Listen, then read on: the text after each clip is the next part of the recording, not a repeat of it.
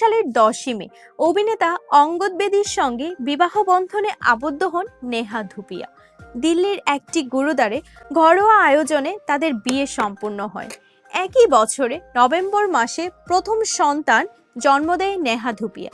পরবর্তীতে 2021 সালে এই দম্পতির ঘর আলো করে আসে পুত্র সন্তান গুরিক সিং ধুপিয়া বেদী।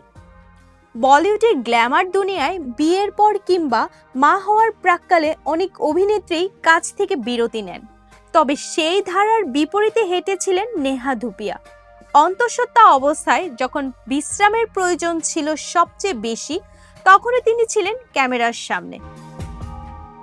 সম্প্রতি পরিণীতা চোপড়ার পডকাস্টে এসে নিজের সেই রোমাঞ্চকর ও চ্যালেঞ্জিং অভিজ্ঞতার কথা শেয়ার করলেন এই অভিনেত্রী।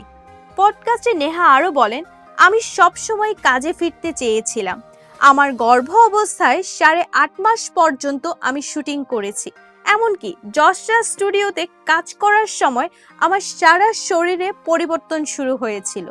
তিনি আরও জানান, মা হওয়ার পর একজন নারী জীবন থমকে যাওয়া উচিত নয়। তার কথায়, মা হওয়ার পরেও যেন একজন নারী নিজের ইচ্ছে মতো সব কাজ চালিয়ে যেতে পারে। জীবন থেকে খুব বেশি কিছু বদলে যাওয়া কাম্য নয়।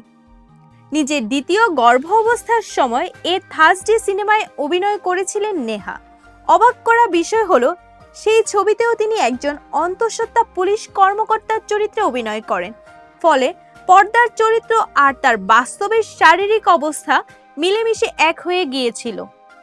বিথি রানী মণ্ডল, প্রাইম টিভি, ডেস্ক রিপোর্ট।